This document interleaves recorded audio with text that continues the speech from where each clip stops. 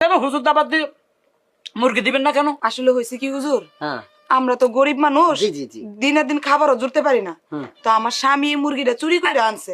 জি। না আমরা হইলাম পাপিষ্ট বান্দা, হ্যাঁ, হ্যাঁ। আমরা চুরির জিনিসটা খাইতে পারি।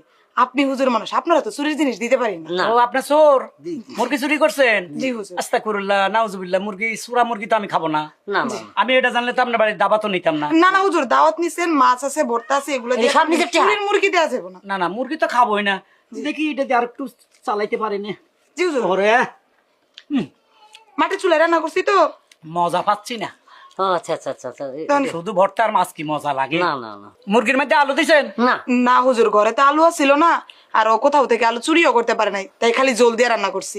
এক কাজ করেন, কি একটু ঝোল দেন। খবরদার হ্যাঁ। মুরগি দিবেন না, আচ্ছা। ওটা চোরা।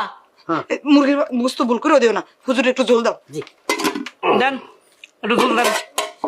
হুজুর একটু জল বেশি করেই দিও। আরে আরে, আরে, কি করলো? তুলো তুলো তুলো তুলো। এই, কি কি তুমি করছেন হুজুর? মুরগিতে হাত দিচ্ছ কেন? হুজুর এটা তো চুরির মুরগা, আপনি খেতে পারবেন না। আর অত দেখা দেয় নাই, ঝোল দেওয়ার সময় এটা গলায় পড়ে গেছে যেহেতু এটা খাওয়াটা জায়েজ আছে। ঠিক আছে না?